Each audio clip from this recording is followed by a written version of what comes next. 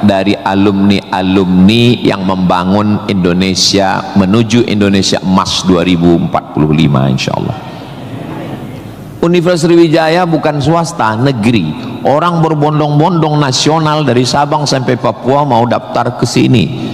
Yang sudah lulus alhamdulillah, yang belum lulus berusaha, bertawakal, berdoa insyaallah. Enggak lulus-lulus innalillah.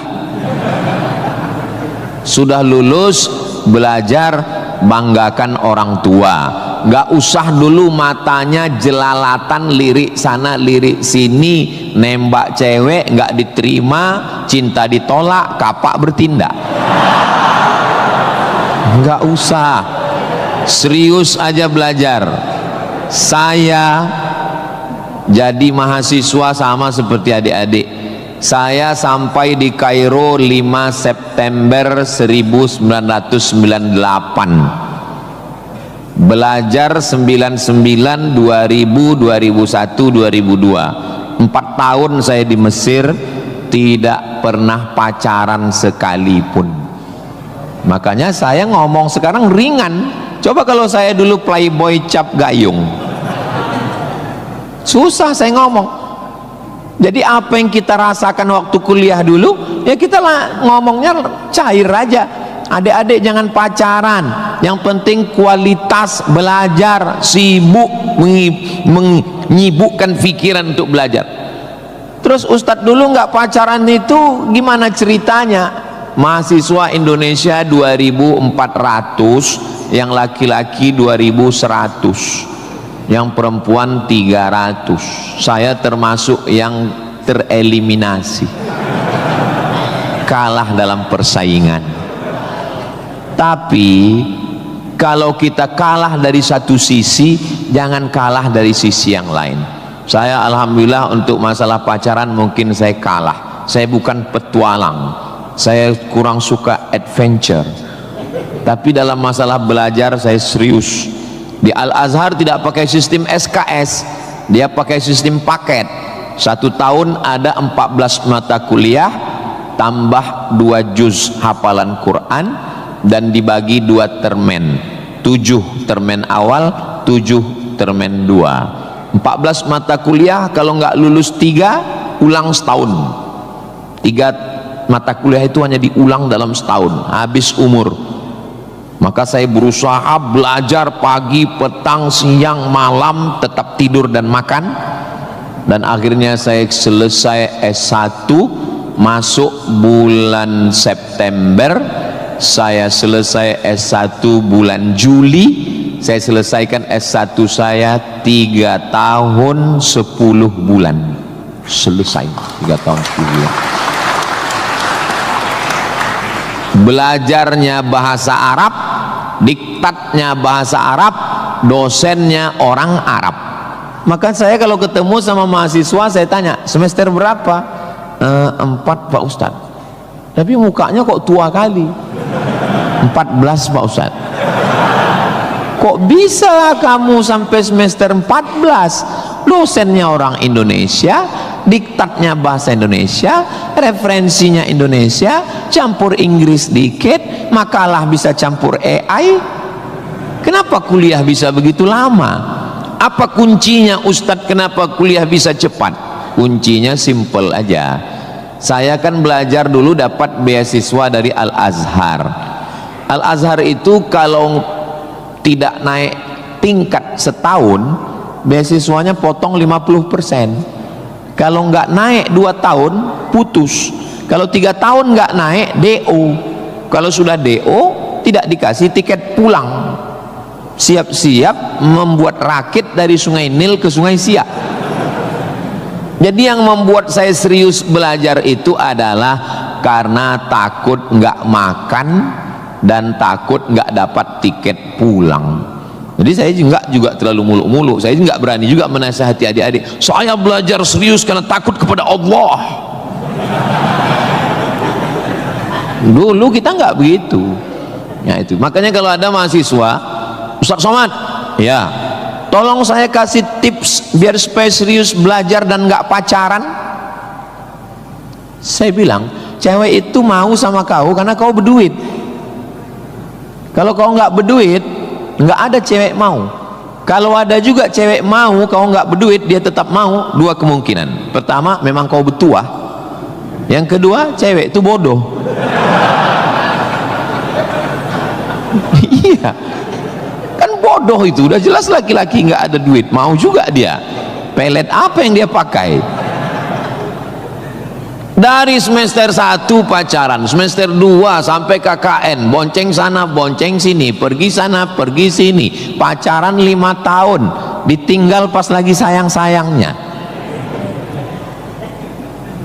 Mohon maaf, kalau ada mahasiswi yang mau pacaran sampai 5 tahun, itu sama seperti iklan roti, dibuka, dijilat, dicelupin, gak dimakan-makan. Kira-kira yang rugi cewek apa cowok?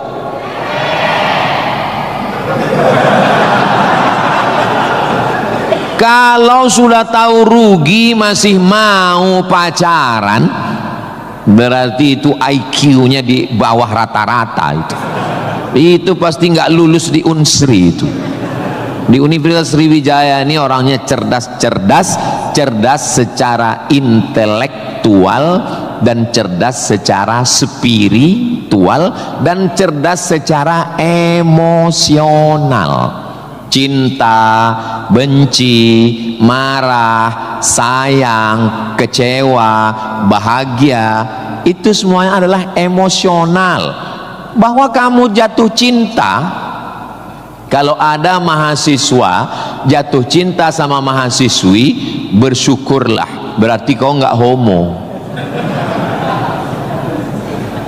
Tapi ketika cintamu itu mengalahkan prestasi studi, ingat, orang tuamu bersusah-susah di kampung, kepala jadi kaki, kaki jadi kepala, dia bertani sawah di kampung. Pagi waktu dia mau pergi ke sawah, masih bisa dibedakan mana bapakmu, mana sapi. Begitu pulang sore, sama bentuknya. Tiba-tiba kamu di kampus menjadi foto model, menjadi, nggak usahlah diteruskan, menyakitkan hati. Kenapa ceramah Ustaz Somad ini kok menyinggung saya terus ya? Kunci mendengar ceramah Ustaz Somad itu satu, jangan tersinggung. Ada beberapa orang tersinggung, pulang meninggal.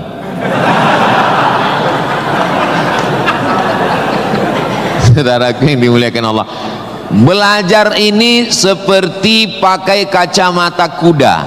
Jadi waktu belajar dulu pakai kacamata kuda, jangan tengok kanan, jangan tengok kiri, fokus ke depan, tentukan arahmu, maka alam semesta akan membantu. Tentukan targetmu, mana last destination, stasiun terakhir yang mau ditarget mana. Setelah itu langkah karena kakimu, karena kau bertuhan, serahkan pada Allah. Bismillahi tawakkaltu ala Allah, la haula wala quwata illa billah. Ustadz dulu cita-citanya apa?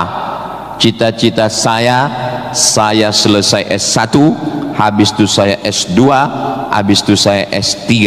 Setelah saya doktor, saya mau jadi dosen, dan setelah nanti dapat duit, saya mau membahagiakan orang tua.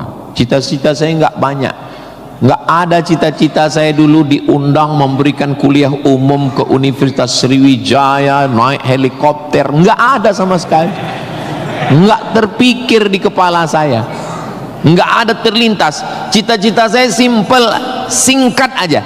Yang penting kuliah S1, S2, S3, habis itu doktor, jadi dosen, pulang ke kampung, ngajar, membahagiakan orang tua. Makanya waktu saya kuliah di Maroko, saya anak pertama, adik saya anak kedua. Kami cuman berdua, adik beradik, saudara kandung laki-laki dua-duanya. Kata adik saya mau nikah. Saya tunggu kamu pulang selesai S2 di Maroko atau gimana? Saya bilang kau nikah aja duluan, karena aku nggak jelas tanggalnya nih kapan. Pulang pun aku belum tentu nikah. Aku masih banyak cita-citaku. Aku masih selesai S2, aku mau S3, aku mau jadi dosen, aku dapat uang, bahagiakan. Kau kalau mau nikah, nikahlah duluan. jangan terhalang karena aku. Alhamdulillah adik saya menikah duluan, anaknya sekarang sudah gadis, anak perempuan pertama, dan sekarang sudah belajar di Al-Azhar Kairo Mesir. Jadi kita bagi-bagi, kau bahagiakan dengan ibu punya cucu dan aku membahagiakan dengan kuliahku. Nah, jadi kalau kita mau kuliah, jangan juga kita halangi adik-adik kita yang mau nikah.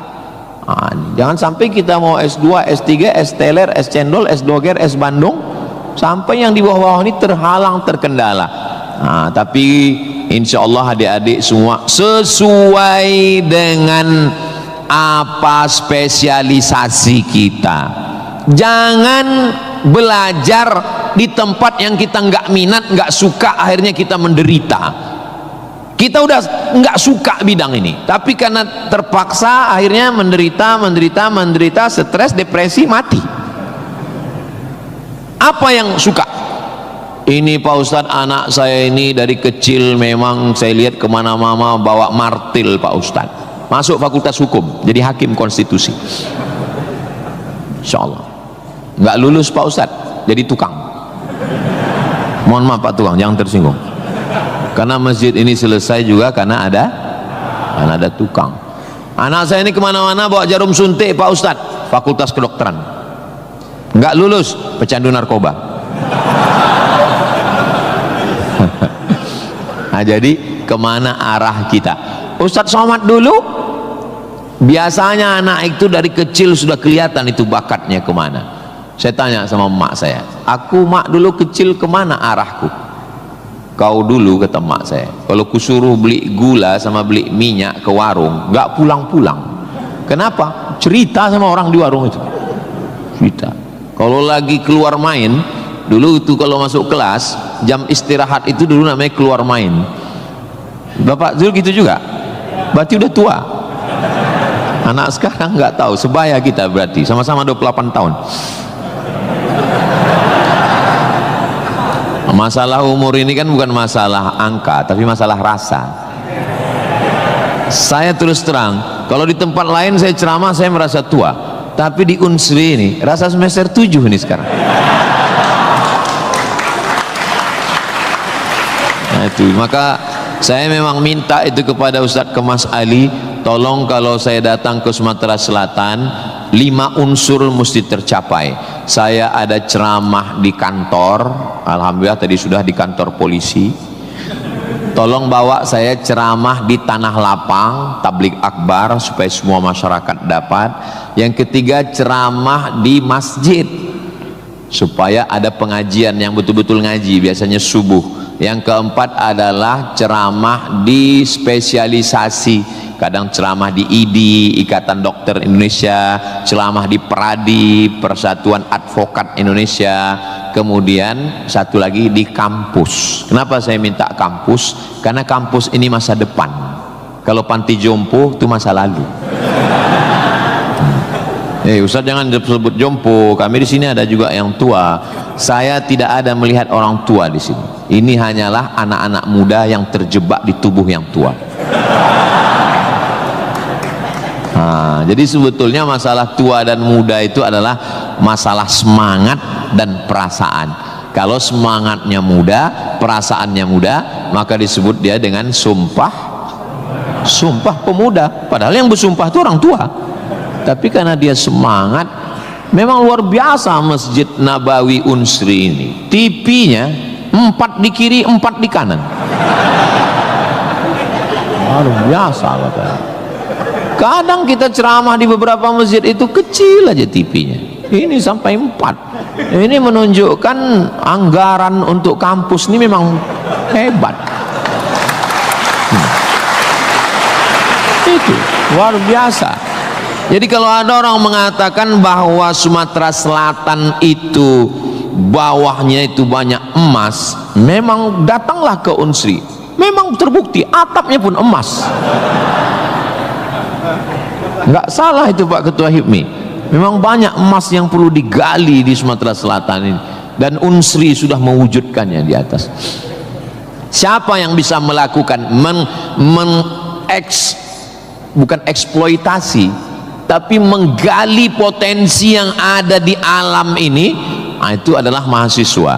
Inna fi khalqis samawati, dalam penciptaan langit, wal ardi, penciptaan bumi, wakhtilafil laili wan nahari, perputaran siang dan malam, la ayat, itu semua adalah ayat-ayat.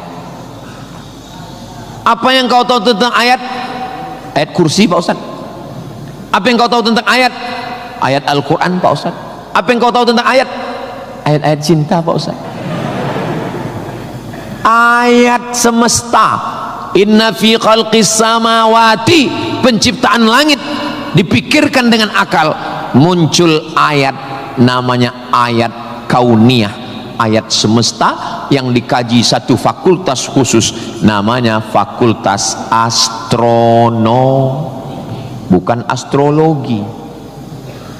Yang perlu dipelajari itu astronomi, bukan astrologi. Kalau yang astrologi itu, Anda lahir bulan April, bintang Anda Taurus, jangan jatuh cinta dengan Pisces, karena kalau ikan jatuh cinta dengan kambing, nanti tinggalnya di mana? Buang-buang waktu aja itu, nggak usah dikaji. Tapi ketika berpikir tentang astronomi, tentang ilmu langit, maka umat Islam sudah lama mengkaji itu yang disebut dengan ilmu falak. Ilmu falak itu yang dipakai oleh Badan Lembaga Hisab dan Ru'yah. Hisab artinya perhitungan, menghitung bagaimana tingginya matahari, bulan di atas ufuk. Kenapa terjadi persimpangan antara NU dengan Muhammadiyah tentang penetapan 1 Ramadan dan 1 Syawal? Itu berawal dari titik astronomi, karena menurut Muhammadiyah kalau sudah nampak 1 hilal, walaupun dia tingginya 0,5 derajat atau 1 derajat, maka itu sudah dianggap sebagai hilal. Tapi menurut NU, Perti, Persis, Al-Wasliyah, Nahdlatul Ulama, maka mereka mensyaratkan sesuai syarat Mabim, Malaysia, Brunei, Indonesia, Singapura, mensyaratkan mesti 3 derajat. 3 derajat baru dianggap sebagai hilal. Kalau 1 belum dianggap sebagai hilal.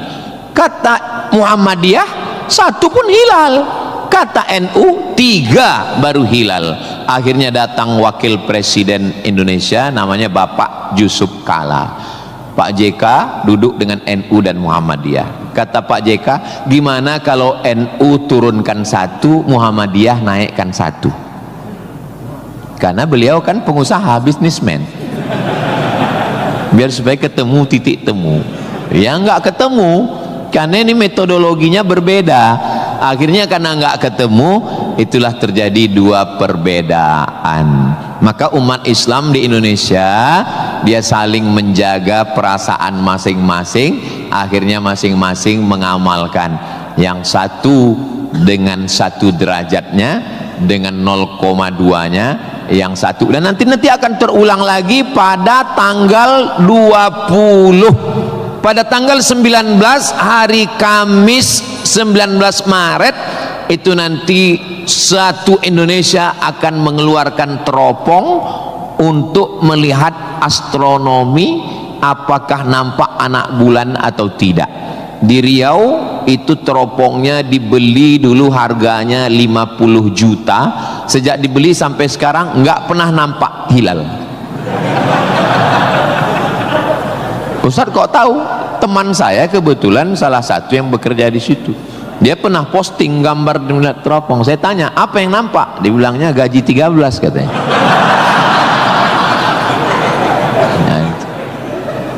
Nah, itu hanya bisa diselesaikan oleh astronomi. Ilmunya, orangnya astronom. Inna fi khalqis samawati wal ardi, bumi, satu fakultas muncul, namanya fakultas geologi. geo bumi, logi ilmu, geologi ilmu bumi. Ternyata di dalam bumi ini ada batu bara. Di dalam bumi Sumatera Selatan ini batu bara. Ustaz tahu dari mana? Tadi waktu kami naik heli tadi. Ini nyebut heli ini 20 menit sekali harus diulang. Waktu kami tadi naik, itu di Sungai Musi di bawah banyak sekali kapal-kapal membawa batu bara. Batu bara itu di dalam tanah. Tapi kalau di Sumatera Utara di atas tanah. Abdul Somad batu bara. Di dalamnya ada nikel, di dalamnya ada minyak, di dalamnya ada emas, di dalamnya ada fosfat, di dalam ada gas, banyak sekali. Sebetulnya yang dicari Donald Bebek itu apa? Sampai jam 12 malam masuk ke kamar tidur Maduro, presiden Venezuela, yang lagi sedang tidur di samping istrinya dicomot oleh Donald. Sebenarnya Amerika cuman mencari satu, nyari minyak. Karena Amerika memang adidaya, betul. Amerika memang kaya, betul. Tapi Amerika nggak punya minyak, maka dia mesti ngambil Venezuela. Tapi minyak Venezuela ini juga nggak aman, maka dia perlu minyak yang aset paling besar di dunia. Di mana itu? Iran. Itu enaknya ceramah di Unsri ini, nyambung. Bagaimana saya bilang Iran?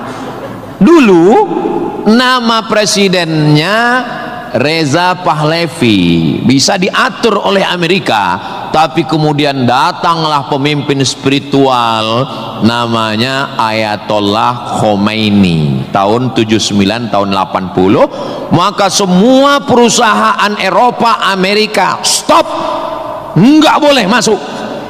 Akhirnya dia diembargo selama 46 tahun. Gimana cara dia bisa hidup 46 tahun? Jual minyaknya kemana? Amerika nggak mau beli minyaknya, Eropa juga nggak mau. Kenapa Iran tetap bisa tumbuh? Dia jualnya ke Rusia dan Cina. Ada ilmu khusus yang mengkaji itu. Ilmu apa namanya? Geopolitik. Geo dunia, politik. Jadi politiknya bukan antar pilkada kabupaten, tapi geopolitik dunia. Maka Ayatullah ini mesti digulingkan. Meninggal Ayatullah Ruhollah Khomeini, digantikan penerusnya namanya Ayatollah Ali Khamenei. Khamenei mesti dibunuh karena dialah pemimpin spiritual, maka diserang, akhirnya meninggal. Mereka lupa, Amerika lupa. Dia sangka kalau kepalanya dipotong ini mati. Mereka lupa bahwa Iran pernah berperang 8 tahun dengan Irak. Siapa yang membiayai Irak waktu itu menghantam Iran? Amerika. Siapa yang disuruh menghabisi? Saddam Hussein. Saddam bantai. Sebetulnya itu latihan perang. Maka ketika dihajar, menurut Donald Trump 4 hari saja untuk menyelesaikan Iran. Begitu 4 hari tidak selesai, dia ngajak genjatan senjata. Lalu apa jawab Iran? Kau yang memulai, kami yang mengakhiri. Begitu jantannya.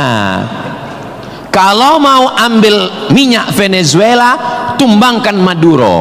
Kalau mau ambil minyak Irak, tumbangkan Saddam. Kalau mau ambil minyak Libya, tumbangkan Gaddafi. Maka Gaddafi tumbang, Saddam tumbang, Ayatollah tumbang, Maduro tumbang. Kalau mau ambil minyak Indonesia,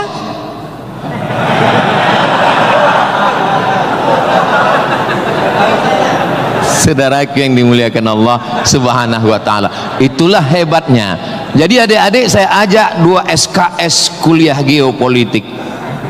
Kenapa untuk mengambil minyak Venezuela mesti ditumbangkan Maduro? Kenapa untuk mengambil minyak Baghdad Saddam mesti ditumbangkan? Kenapa untuk mengambil minyak Libya Gaddafi mesti ditumbangkan? Kenapa Indonesia nggak ada yang ganggu? Karena di Indonesia nggak tumbang pun minyaknya udah dapat. Saudara yang dimuliakan Allah Subhanahu wa taala.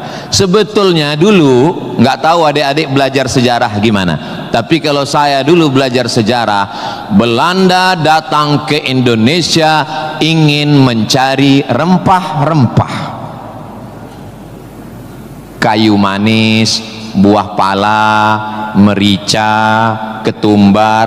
Kita pun waktu itu bingung.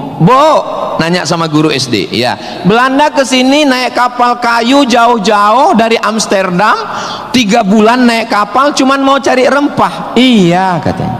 Sekarang baru kita tahu mereka bukan nyari rempah, nyari minyak. Ini udah di kapling-kaplingnya. Papua emas, Sulawesi nikel. Ada satu pulau namanya Pulau Emas, Swarna Dwipa. Swarna Dwipa artinya pulau emas, nama lain dari Sumatera. Dulu ketika Portugis, ada satu negara namanya Portugal, orangnya namanya Portugis. Portugis dengan Portugal itu sama, cuman beda nama negaranya Portugal, orangnya Portugis. Portugal itu bukan persatuan orang tua gatal. Mereka inilah yang datang untuk mengambil cengkeh ke Tidore dan Ternate, Sumatera, Kalimantan, Sulawesi. Antara Sulawesi dan Papua ada kerajaan kecil Tidore dan Ternate. Tanaman yang mereka cari adalah cengkeh, karena cengkeh hanya tumbuh di Tidore dan Ternate. Ketika mereka ambil bibit cengkeh mau ditanam di Eropa, musim dingin mati. Indonesia ini potensinya luar biasa. Tidak ada negara miskin, yang ada adalah negara salah kelola. Ustaz sedang bicara Indonesia? Tidak, negara kita kaya. Saya bicara tentang Konoha. Maka saya tidak pernah pesimis, saya selalu optimis. Makanya walaupun ini bulan puasa, lapar, tapi suara saya menggelegar kan? Karena saya di kampus Unsri, maka saya semangat. Tapi seandainya ceramah siang jam 2 habis khutbah Jumat ini bukan di Unsri, tidak begini isi ceramah saya. Paling saya, marilah kita banyak ingat mati. Ini bulan Ramadan, mari kita banyak-banyak beristighfar, kita mengejar Lailatul Qadar. Tapi saya sedang bicara tentang masa depan.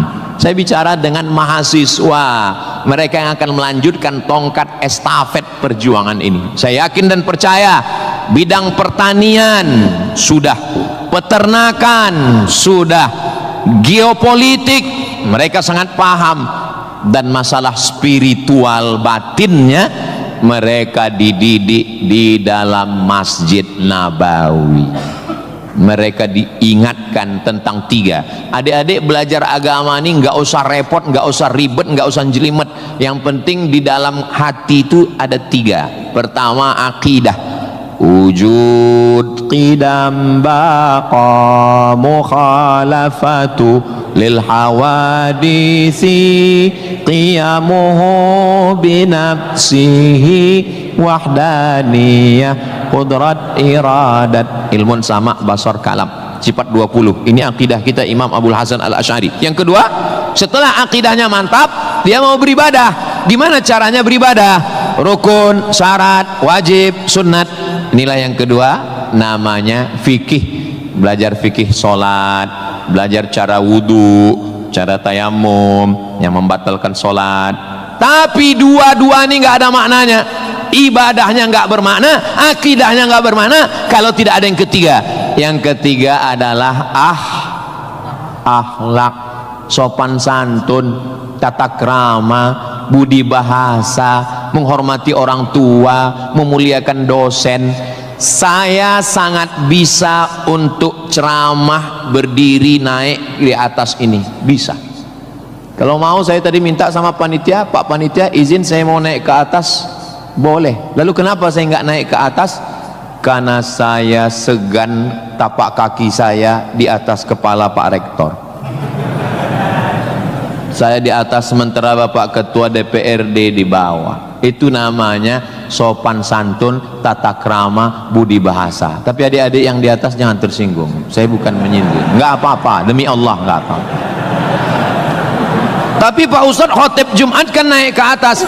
Khotib Jumat di atas memang mimbar ini untuk khutbah.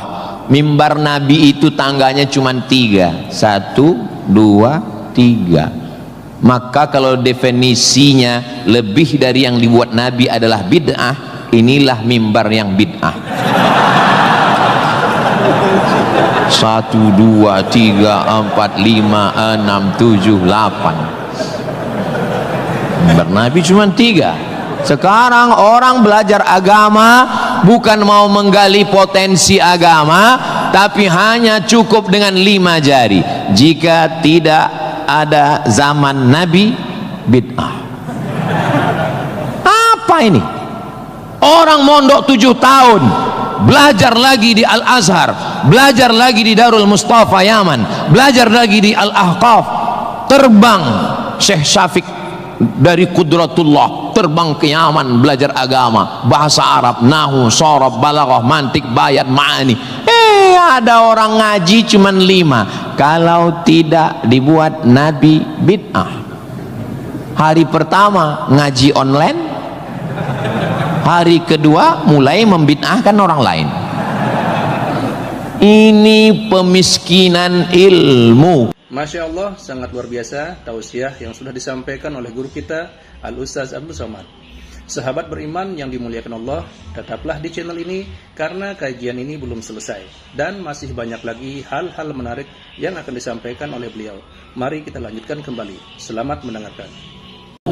Dan orang-orang beginilah yang mau diadu domba. Jangan mau diadu domba, karena kita bukan domba. Maka siapa yang mau diadu domba nanti disembelih waktu Idul. Saudaraku yang dimuliakan Allah Subhanahu wa taala. Jadi belajar agama itu penting. Kalau di universitas agama Islam memang dia ada pelajaran yang begitu banyak.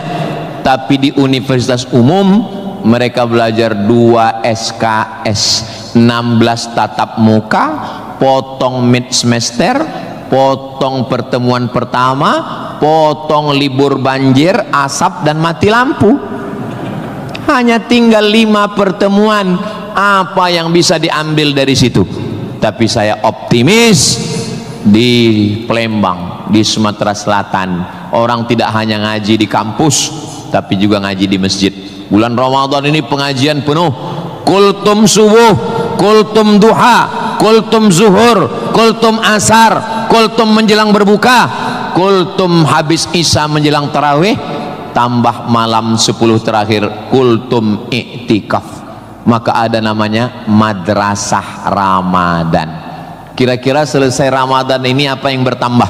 Alhamdulillah Ustaz Somad, selesai berRamadan ini ada 5 yang bertambah. Apa dia? Berat badan, kolesterol, gula darah, diabetes, asam lambung.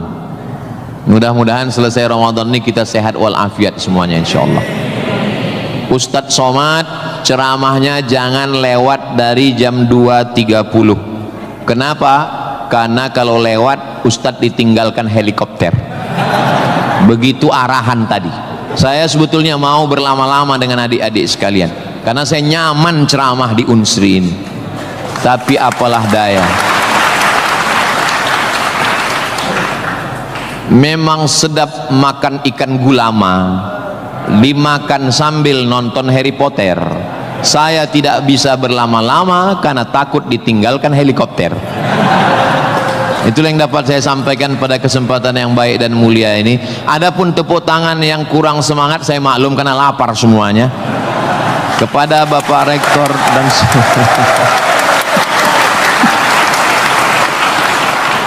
Maukah Bapak Ibu memaafkan kesilapan dan kekhilafan saya? Di akhir majelis saya tutup dengan satu pantun penutup. Menangkap puyuh di Bukit Selasih. Thank you dan terima kasih. Assalamualaikum warahmatullahi wabarakatuh. Tadi dipesankan Ustaz langsung baca doa, Allahumma ja'al hadhil jami'ata jami'atan mubarakatan fiha. Ya Allah, jadikanlah Universitas Sriwijaya universitas yang penuh dengan keberkahan. Allahumma jazi asatidatina, berikanlah balasan terbaik kepada Bapak Rektor, Wakil Rektor, Dekan, Wakil Dekan, Ketua Jurusan, dosen-dosen kami ya Allah. Sahih ajsadahum, sehatkan badannya, qawi imanahum, kuatkan imannya, wajzi hasanatihim, berikan balasan terbaik untuk guru-guru kami ya Allah. Allahumma hafaz abna'ana wa banatina, adik-adik mahasiswa mahasiswi kami, jaga hati badan mereka dari fitnah akhir zaman ini ya Allah. Allahumma ja'al hadzal balada baladan amina, jadikanlah Sumatera Selatan Indonesia baldatun thayyibatun wa rabbun ghafur. Allahumma dafa'ana al-ghala wal waba wal fahsya wal riba waz zina, selamatkan dari malapetaka, bencana riba, zina, narkoba, perbuatan keji dan mungkar. Allahumma ansur ikhwanana al-mujahidin al-mustad'afina fi Palestin, tolong saudara kami yang sedang teraniaya di Palestina ya Allah. Rabbana taqabbal minna, terimalah salat kami, puasa kami, qiyamul lail kami, tahajud kami, zikir kami, khataman Quran kami. Wa tammim taksirana, sempurnakan segala kekurangan kami. Waqtim bis salihati a'malana, tutup umur kami dengan husnul khatimah.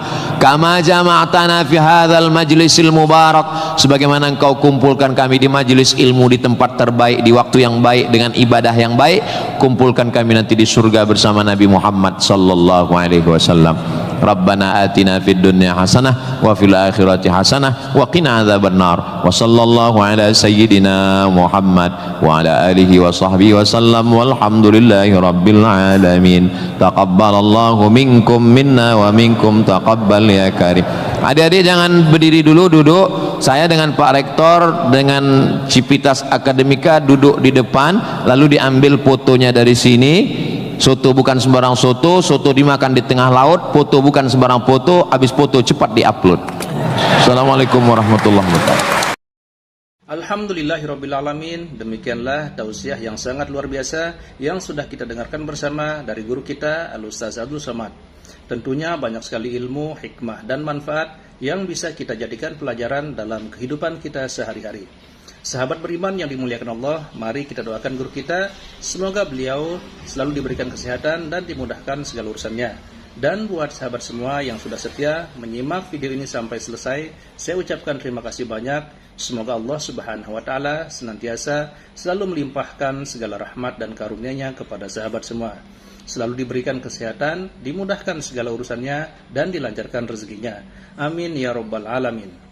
Demikian yang dapat saya bagikan, kurang lebihnya mohon maaf. Sampai bertemu lagi di video berikutnya. Wassalamualaikum warahmatullahi wabarakatuh.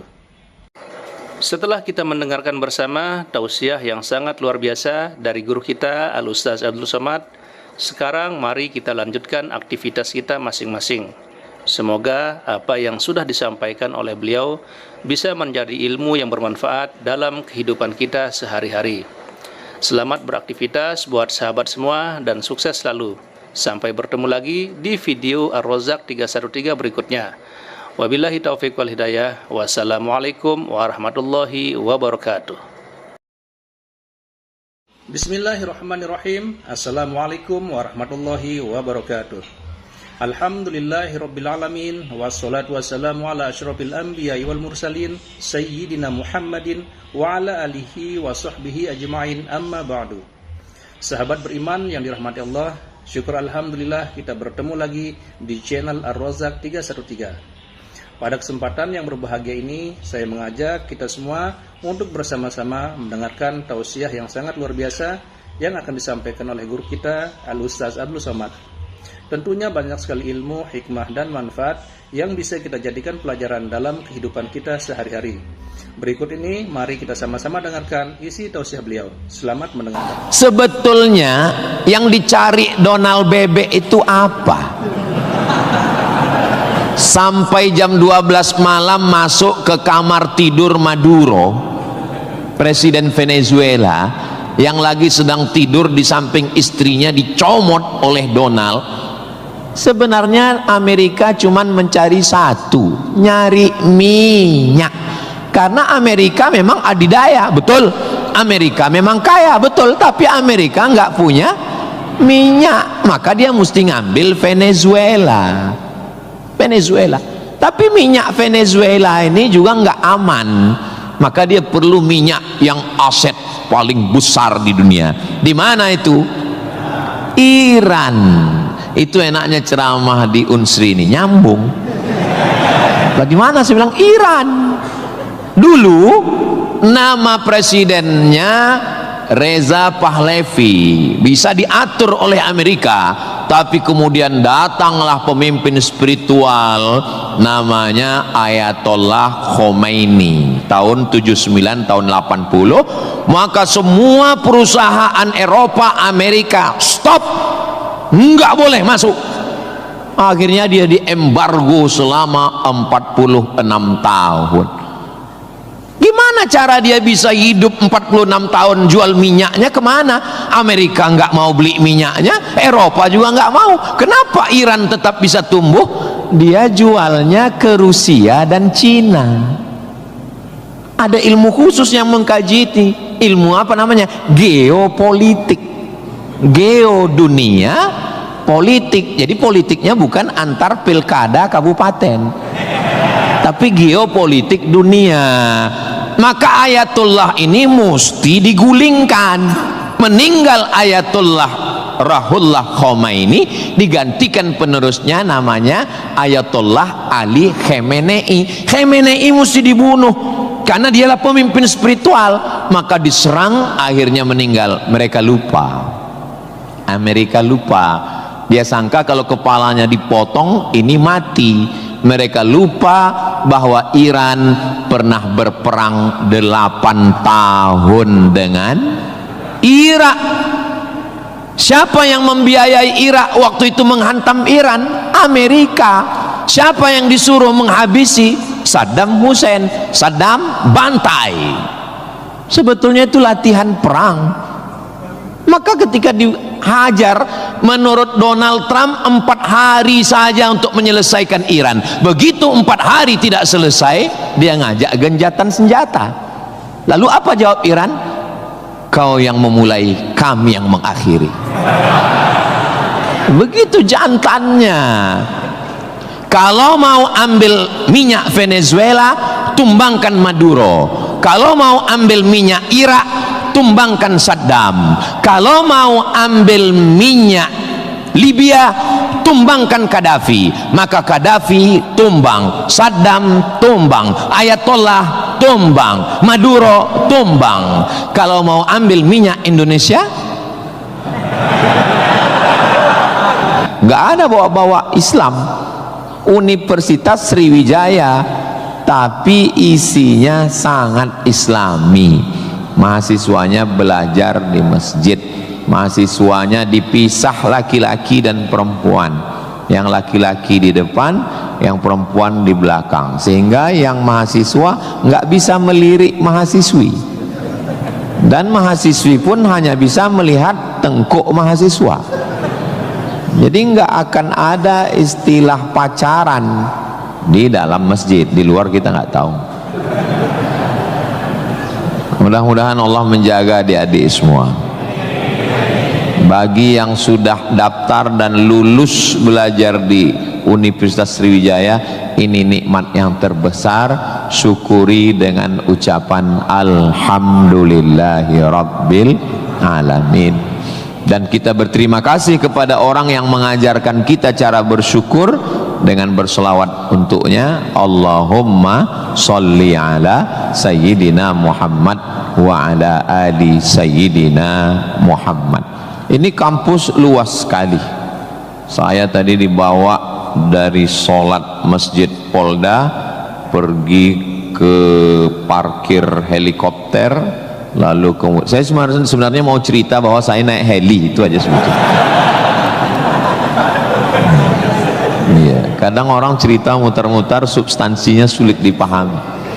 Kenapa kita mesti naik heli. Ini kampusnya Ustadz kalau lewat tol lebih kurang 40 menit dari kota Palembang. Kenapa kampusnya mesti jauh? Ternyata di sini ada 700 hektar kampus yang begitu luas, dan di sini tidak hanya manusia, monyet pun jumpa tadi. Jadi kampus itu idealnya memang begitu.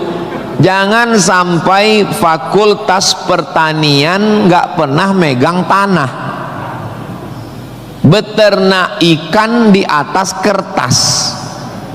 Fakultas peternakan, fakultas perikanan, tapi nggak pernah megang ikan, hanya presentasi makalah. Begitu lulus kerja jadi teller di bank, nggak nyambung. Maka di sini praktek. Tadi saya diberitahu oleh Bapak Ketua HIPMI, Ustadz Somad, ini tempat praktek pertanian.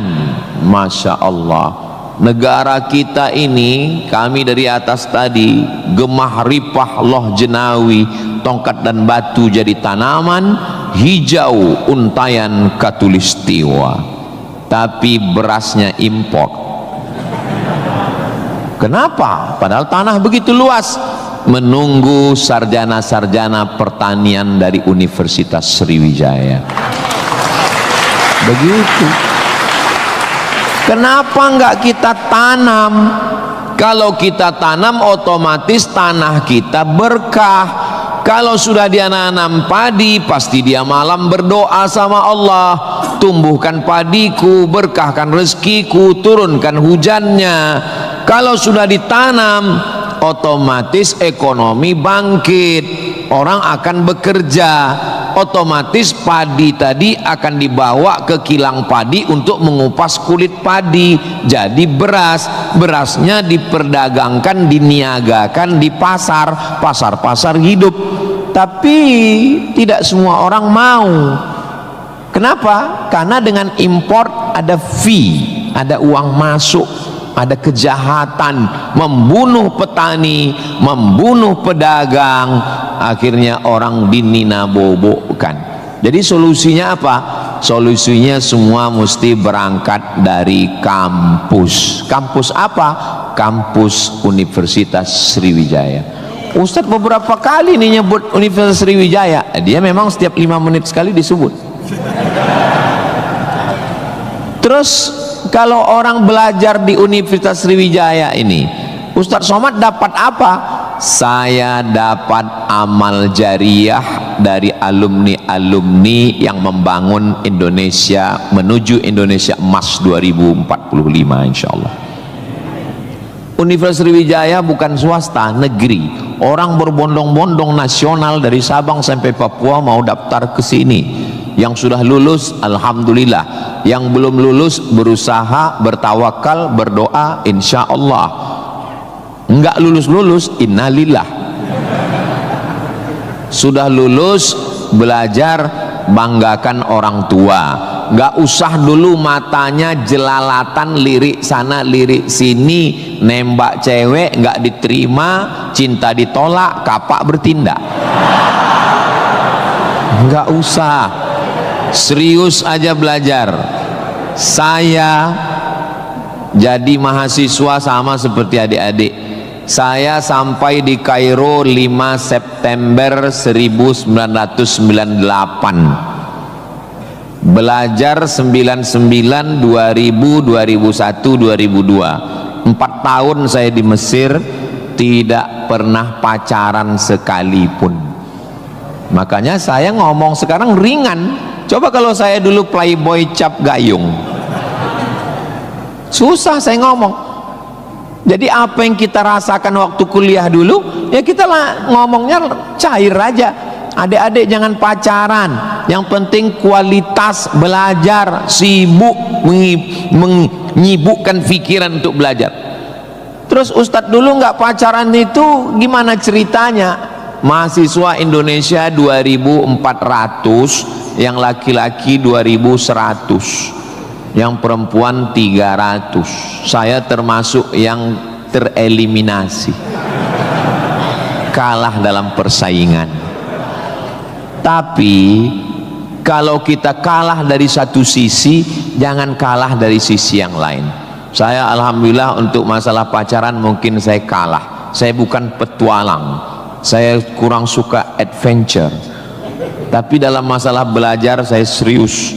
Di Al-Azhar tidak pakai sistem SKS, dia pakai sistem paket. 1 tahun ada 14 mata kuliah tambah 2 juz hafalan Quran dan dibagi 2 termen, 7 termen awal, 7 termen 2. 14 mata kuliah, kalau nggak lulus 3 ulang setahun. 3 mata kuliah itu hanya diulang dalam setahun, habis umur. Maka saya berusaha belajar pagi, petang, siang, malam, tetap tidur dan makan. Dan akhirnya saya selesai S1 masuk bulan September, saya selesai S1 bulan Juli, saya selesaikan S1 saya 3 tahun 10 bulan selesai. 3 tahun 10 bulan belajarnya bahasa Arab, diktatnya bahasa Arab, dosennya orang Arab. Maka saya kalau ketemu sama mahasiswa saya tanya, semester berapa? 4 Pak Ustadz. Tapi mukanya kok tua kali. 14 Pak Ustadz. Kok bisa kamu sampai semester 14? Dosennya orang Indonesia, diktatnya bahasa Indonesia, referensinya Indonesia, campur Inggris dikit, makalah bisa campur AI. Kenapa kuliah bisa begitu lama? Apa kuncinya Ustadz, kenapa kuliah bisa cepat? Kuncinya simple aja. Saya kan belajar dulu dapat beasiswa dari Al-Azhar. Al-Azhar itu kalau tidak naik tingkat setahun, beasiswanya potong 50%. Kalau nggak naik 2 tahun, putus. Kalau 3 tahun nggak naik, DO. Kalau sudah DO, tidak dikasih tiket pulang. Siap-siap membuat rakit dari Sungai Nil ke Sungai Siak. Jadi yang membuat saya serius belajar itu adalah karena takut nggak makan dan takut nggak dapat tiket pulang. Jadi saya juga terlalu muluk-muluk. Saya nggak berani juga menasihati adik-adik. Saya belajar serius karena takut kepada Allah. Dulu kita nggak begitu. Ya itu. Makanya kalau ada mahasiswa, Ustaz Somad, ya, tolong saya kasih tips biar supaya serius belajar dan nggak pacaran. Saya bilang, cewek itu mau sama kau karena kau berduit. Kalau kau nggak berduit, nggak ada cewek mau. Kalau ada juga cewek mau, kau nggak berduit, dia tetap mau. 2 kemungkinan. Pertama, memang kau bertuah. Yang kedua, cewek itu bodoh. Iya, kan bodoh itu. Udah jelas laki-laki nggak ada duit, mau juga dia. Pelet apa yang dia pakai? Dari semester 1 pacaran, semester 2 sampai KKN, bonceng sana bonceng sini, pergi sana pergi sini, pacaran 5 tahun, ditinggal pas lagi sayang-sayangnya. Mohon maaf, kalau ada mahasiswi yang mau pacaran sampai 5 tahun, itu sama seperti iklan roti, dibuka, dijilat, dicelupin, gak dimakan-makan. Kira-kira yang rugi cewek apa cowok?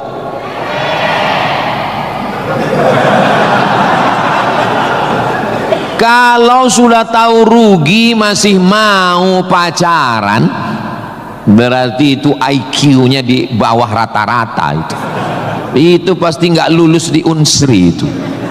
Di Universitas Sriwijaya ini orangnya cerdas secara intelektual dan cerdas secara spiritual dan cerdas secara emosional.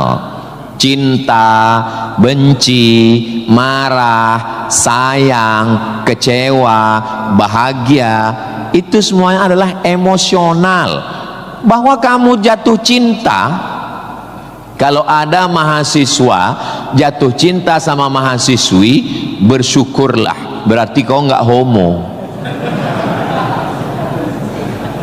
Tapi ketika cintamu itu mengalahkan prestasi studi, ingat, orang tuamu bersusah-susah di kampung, kepala jadi kaki, kaki jadi kepala, dia bertani sawah di kampung. Pagi waktu dia mau pergi ke sawah masih bisa dibedakan mana bapakmu, mana sapi. Begitu pulang sore sama bentuknya. Tiba-tiba kamu di kampus menjadi foto model, menjadi, nggak usahlah diteruskan, menyakitkan hati. Kenapa ceramah Ustaz Somad ini kok menyinggung saya terus ya? Kunci mendengar ceramah Ustaz Somad itu satu, jangan tersinggung. Ada beberapa orang tersinggung, pulang meninggal.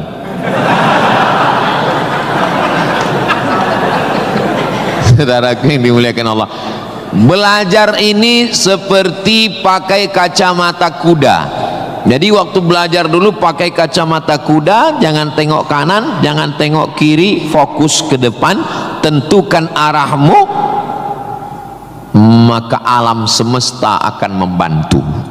Tentukan targetmu, mana last destination, stasiun terakhir yang mau ditarget mana. Setelah itu langkah kena kakimu, karena kau bertuhan, serahkan pada Allah. Bismillahi tawakkaltu ala Allah, la haula wala quwata illa billah. Ustadz dulu cita-citanya apa? Cita-cita saya selesai S1, habis itu saya S2, habis itu saya S3. Setelah saya doktor, saya mau jadi dosen, dan setelah nanti dapat duit, saya mau membahagiakan orang tua. Cita-cita saya nggak banyak, nggak ada cita-cita saya dulu diundang memberikan kuliah umum ke Universitas Sriwijaya, naik helikopter, nggak ada sama sekali, nggak terpikir di kepala saya, nggak ada terlintas. Cita-cita saya simple, singkat aja. Yang penting kuliah S1, S2, S3, habis itu doktor, jadi dosen, pulang ke kampung, ngajar, membahagiakan orang tua. Makanya waktu saya kuliah di Maroko, saya anak pertama, adik saya anak kedua. Kami cuman berdua, adik beradik, saudara kandung laki-laki dua-duanya. Kata adik saya mau nikah. Saya tunggu kamu pulang selesai S2 di Maroko atau gimana? Saya bilang kau nikah aja duluan, karena aku nggak jelas tanggalnya nih kapan. Pulang pun aku belum tentu nikah. Aku masih banyak cita-citaku. Aku masih selesai S2, aku mau S3, aku mau jadi dosen, aku dapat uang, membahagiakan. Kau kalau mau nikah, nikahlah duluan, jangan terhalang karena aku. Alhamdulillah adik saya menikah duluan. Anaknya sekarang sudah gadis, anak perempuan pertama, dan sekarang sudah belajar di Al-Azhar Kairo, Mesir. Jadi kita bagi-bagi, kau bahagiakan dengan ibu punya cucu, dan aku membahagiakan dengan kuliahku. Nah, jadi kalau kita mau kuliah, jangan juga kita halangi adik-adik kita yang mau nikah. Nah, jangan sampai kita mau S2, S3, S teler, S cendol, S doger, S Bandung, sampai yang di bawah-bawah ini terhalang, terkendala. Nah, tapi insya Allah adik-adik semua sesuai dengan apa spesialisasi kita. Jangan belajar di tempat yang kita nggak minat, nggak suka, akhirnya kita menderita.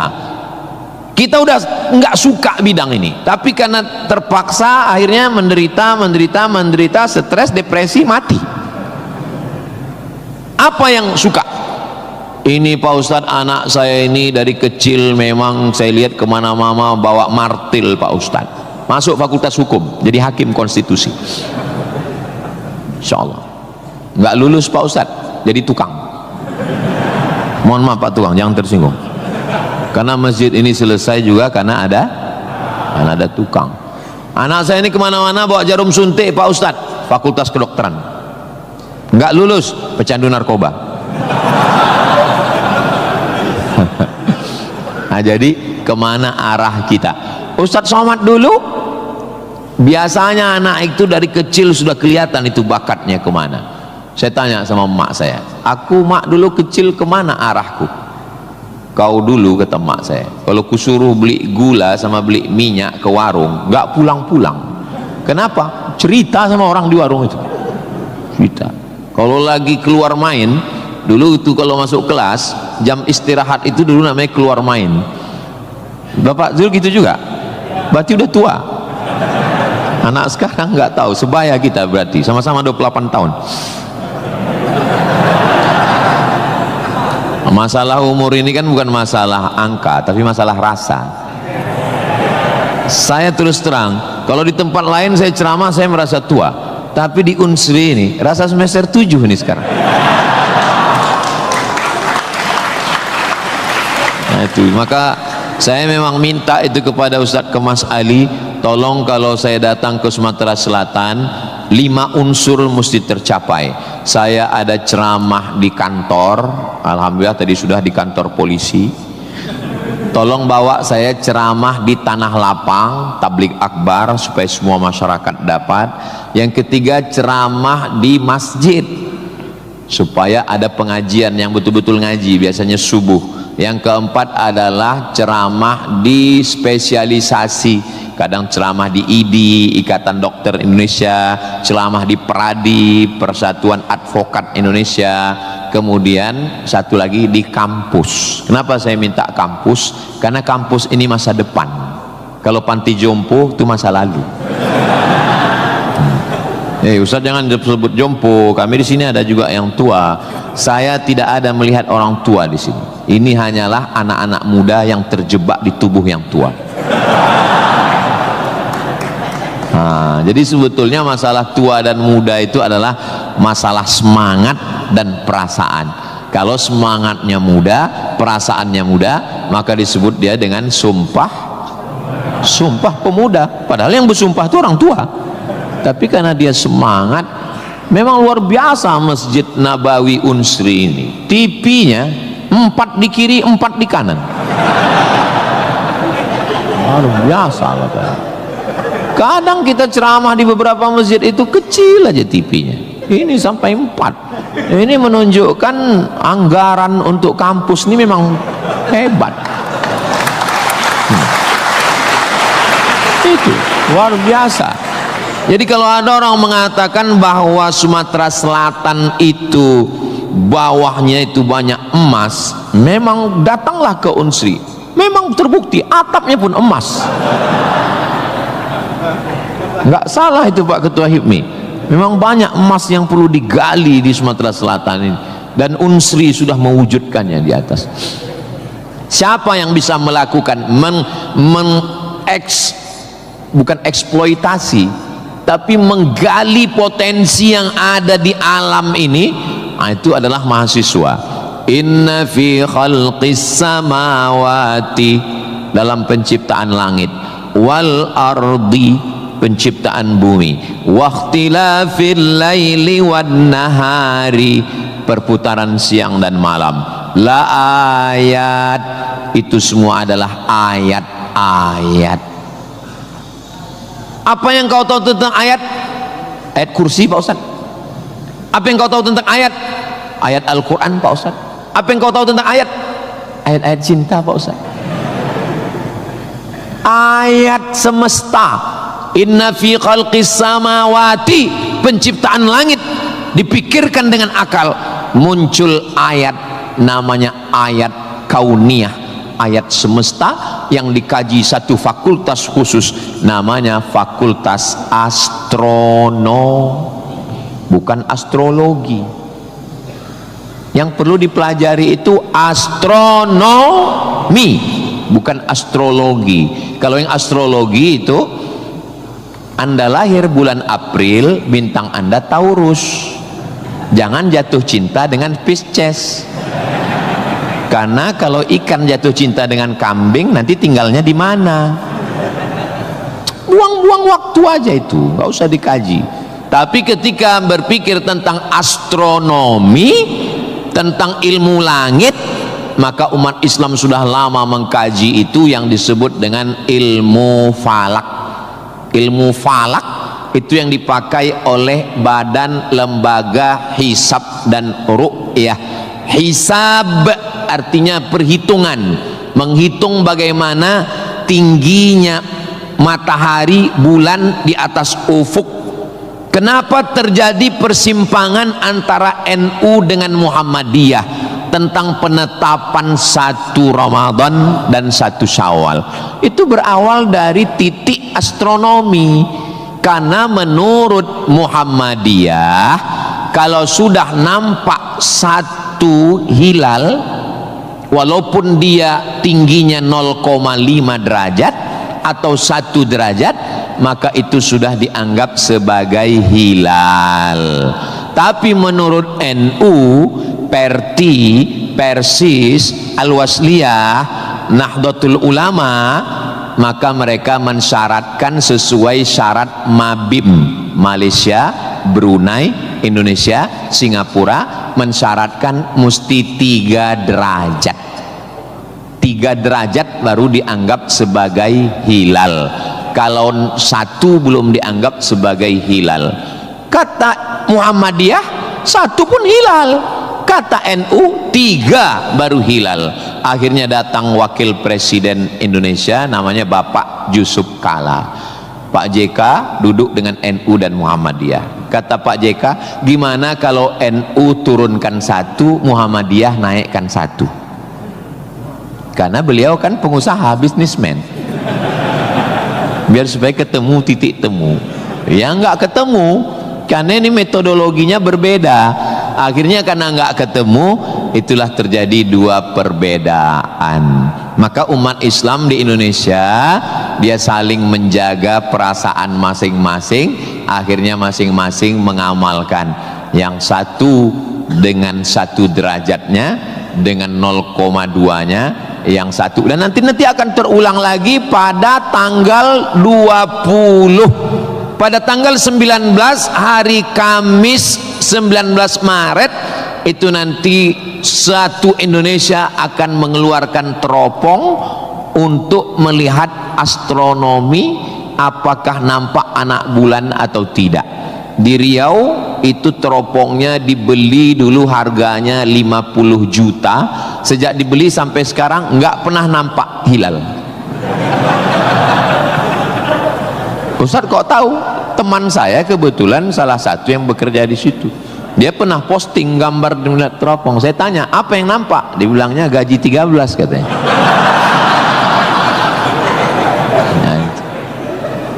Nah, itu hanya bisa diselesaikan oleh astronomi. Ilmunya, orangnya astronom.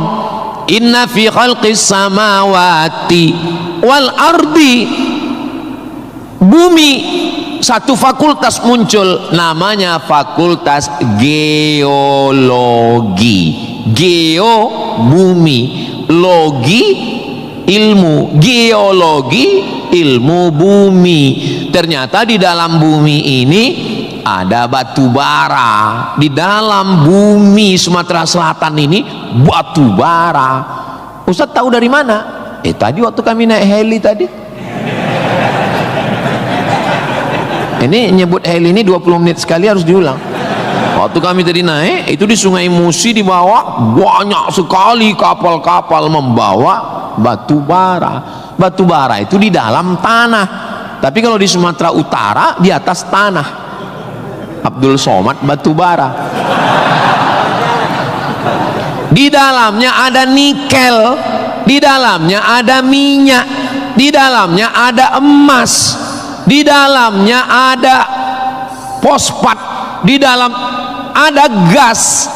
Banyak sekali. Sebetulnya yang dicari Donald Bebek itu apa? Sampai jam 12 malam masuk ke kamar tidur Maduro, presiden Venezuela, yang lagi sedang tidur di samping istrinya dicomot oleh Donald. Sebenarnya Amerika cuman mencari satu, nyari minyak. Karena Amerika memang adidaya, betul. Amerika memang kaya, betul. Tapi Amerika nggak punya minyak, maka dia mesti ngambil Venezuela. Tapi minyak Venezuela ini juga nggak aman, maka dia perlu minyak yang aset paling besar di dunia. Di mana itu? Iran. Itu enaknya ceramah di Unsri ini, nyambung. Bagaimana? Saya bilang Iran. Dulu nama presidennya Reza Pahlavi, bisa diatur oleh Amerika, tapi kemudian datanglah pemimpin spiritual namanya Ayatollah Khomeini tahun 79 tahun 80, maka semua perusahaan Eropa, Amerika stop, nggak boleh masuk.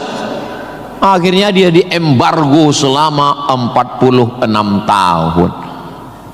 Gimana cara dia bisa hidup 46 tahun? Jual minyaknya kemana? Amerika nggak mau beli minyaknya, Eropa juga nggak mau. Kenapa Iran tetap bisa tumbuh? Dia jualnya ke Rusia dan Cina. Ada ilmu khusus yang mengkaji ini. Ilmu apa namanya? Geopolitik. Geo dunia, politik. Jadi politiknya bukan antar pilkada kabupaten, tapi geopolitik dunia. Maka Ayatullah ini mesti digulingkan. Meninggal Ayatullah Ruhollah Khomeini, digantikan penerusnya namanya Ayatollah Ali Khamenei. Khamenei mesti dibunuh karena dialah pemimpin spiritual. Maka diserang, akhirnya meninggal. Mereka lupa, Amerika lupa. Dia sangka kalau kepalanya dipotong ini mati. Mereka lupa bahwa Iran pernah berperang 8 tahun dengan Irak. Siapa yang membiayai Irak waktu itu menghantam Iran? Amerika. Siapa yang disuruh menghabisi? Saddam Hussein. Saddam bantai. Sebetulnya itu latihan perang. Maka ketika dihajar, menurut Donald Trump 4 hari saja untuk menyelesaikan Iran. Begitu 4 hari tidak selesai, dia ngajak genjatan senjata. Lalu apa jawab Iran? Kau yang memulai, kami yang mengakhiri. Begitu jantannya. Kalau mau ambil minyak Venezuela, tumbangkan Maduro. Kalau mau ambil minyak Irak, tumbangkan Saddam. Kalau mau ambil minyak Libya, tumbangkan Gaddafi. Maka Gaddafi tumbang, Saddam tumbang, Ayatollah tumbang, Maduro tumbang. Kalau mau ambil minyak Indonesia,